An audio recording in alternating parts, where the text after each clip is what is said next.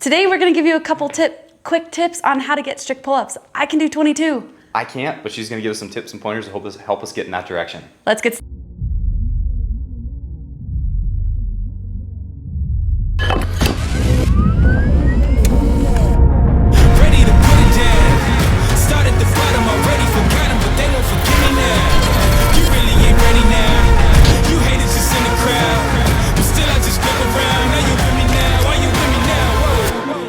All right, guys, we are gonna talk about strict pull-ups today. So super excited to help you guys hopefully build some strength and maybe improve on strict pull-ups if you already have them, or hopefully get your first one.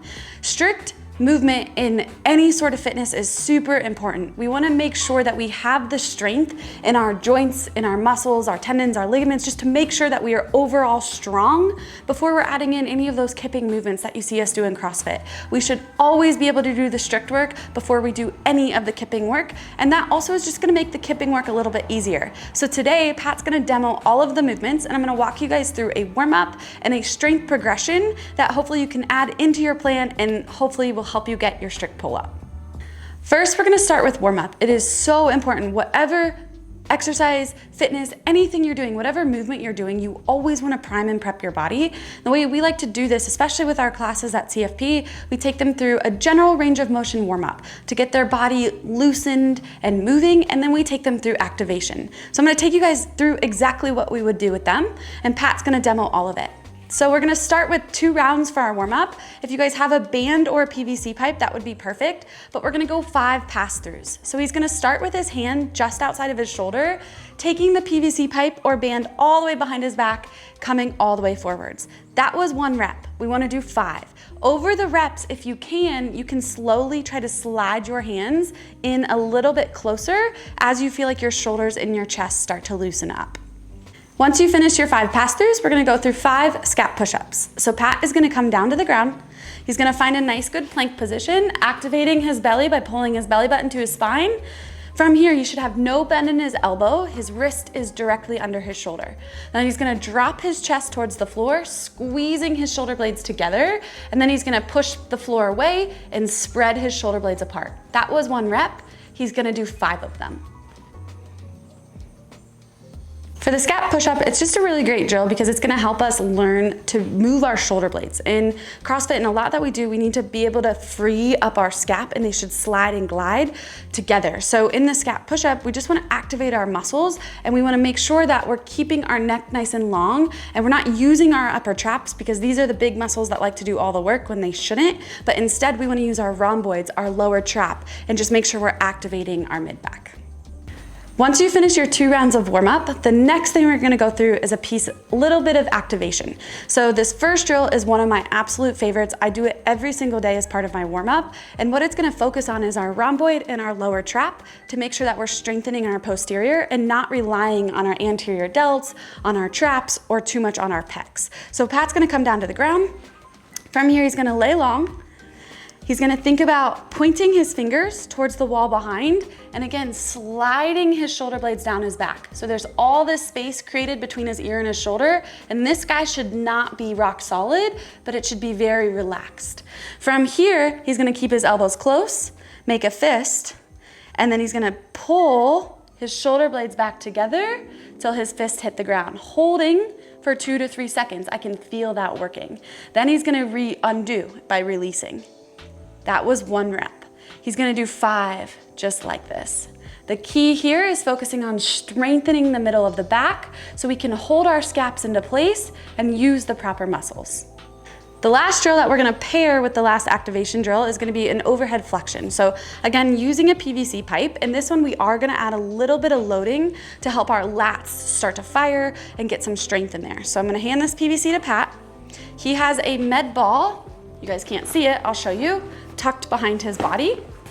And what he's gonna do is set his hands just outside of his shoulders. From here, he's gonna bring the PVC pipe overhead. Ooh, don't whack me. And then he's gonna think about pulling down like he's hanging from the rig. So you guys just saw him slide his shoulders down and back. Now from here, he's gonna lean back as far as he can, keeping tension in his lats and his ribs from flaring. So what we don't wanna do is start to really arch the lower back and just try to get the thing to the floor. But instead, we wanna keep the connection with the midline. So that was 1 rep. He'll do it again, going just as low as he can without his ribs flaring, and then coming back to center. He's gonna do 5 reps just like that. All right, now that we're warmed up, we're activated, we're ready to get to these drills and actually get on the pull-up bar. So the first drill that we're gonna do is an isometric dead hang from the bar. So what Pat's gonna do is he's gonna go ahead and hop up with his palms facing out. From here, he's gonna create just a little bit of space between his shoulders and his ears by pulling down on the bar. Nice and engaged with his midline, active with his lat, and active with his lower back. Go ahead and hop down. So for this drill, what I would suggest is doing a progression. So let's start with 4 rounds of maybe 10-second active hang, 20-second rest. If that is really easy, then the next week we're gonna bump it up and we're gonna go 15-second active hang, 15-second rest. Again, if that's super easy, we'll bump up 1 more time into 20-second active hang, 10-second rest, and then the following week we'll do 3 efforts of a max effort hold.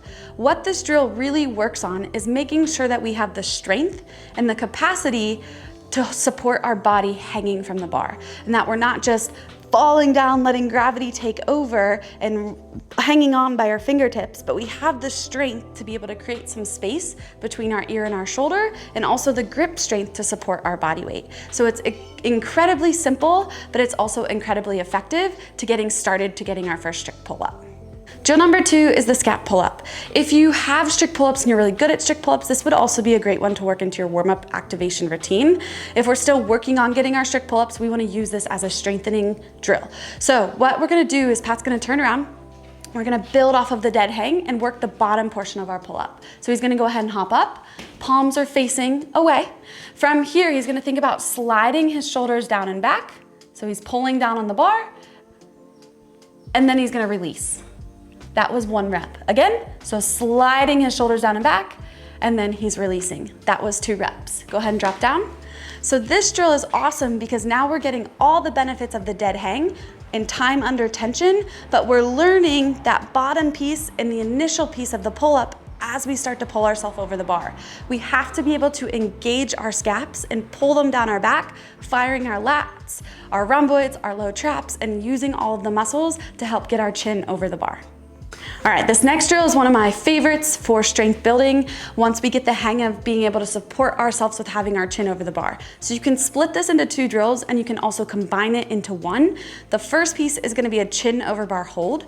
The second piece is gonna be a very slow lower, as slow as you possibly can, working the eccentric piece of the pull-up. So what Pat's gonna do is he's got this box, he's gonna step on the box, find his pull-up position, and he's gonna use the box to jump.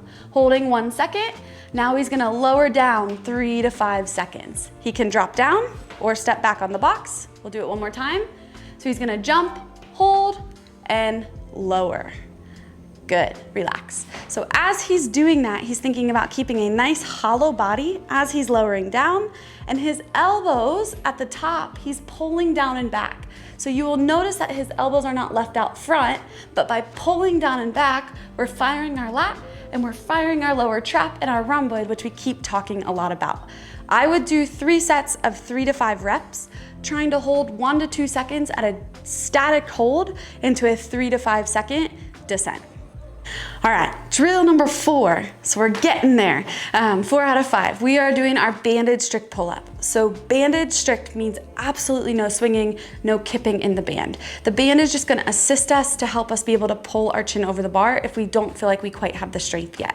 So the rep range ideally is gonna be 8 to 12 reps at a minimum. So I want you guys to try to find a band tension that you can stay on the bar and you can get 8 to 12 unbroken reps at a minimum. So what that's gonna look like, Pat went ahead and hooked the bands to the bar. Sometimes the hardest part of this is getting your foot into the band, but you're gonna wanna pull down on both of the bands, find your hand position, and then cross this other foot. That way the band won't swing up and hit you in the face. From here, he's gonna think about a nice hollow body position, and as he pulls, he's pulling his elbows down and back to fire his lower back as well. Chin is gonna go over the bar, and he's gonna aim for 8 to 12 reps. What I want you guys to notice, Pat is moving straight up and straight down. Can you show us what we don't wanna do with the swing? We don't wanna swing and get any kip or momentum from this because it's not helping us build the strength that we need to get our strict pull-ups or improve our strict pull-ups. Drill number 5, this is an isolation exercise, and this actually will just benefit all of your training. So what we are doing is we're gonna try to isolate our lats and our back so we can break down our muscles. That way we can help them grow and get stronger so we can do more strict pull-ups and more pulling movements, hopefully unbroken. So what we're gonna do, this is a banded lat pull down. So what we're gonna do is we're gonna hook our PVC through, so it's right in the middle, from here coming to the ground. So depending on your strength, you may need different band tension. You could use a red band, you could use a blue band. Whatever it is, we want you to be able to get a set of 20 to up to 30 reps to where you're really feeling a burn. If the band tension only allows 5, then let's go with a lighter band. But what he's doing is, if you guys will notice, his hand position is exactly the same as when he was hanging from our pull-up bar. So his hands are just outside of his shoulders, and he's gonna pull down, driving his elbows down and back, keeping a nice active midline, just like we were doing hanging from the pull-up bar. His head is staying in line, and he's focused on doing all of the work with his lats and his back, because those are the muscles we're trying to break down, and we wanna break them down so we can strengthen them and they can grow, and we can start maxing out and getting tons of reps in our strict pull-ups. All right, guys, these are 5 of our favorite drills and some of our favorite warm-up pieces. Remember, never skip your warm-up. Always allow your body time to loosen up, to prime, to be activated before you go into any of the actual movements. This will just help us stay injury-free, and it will also help our performance. It will help improve our performance and make us feel better during it.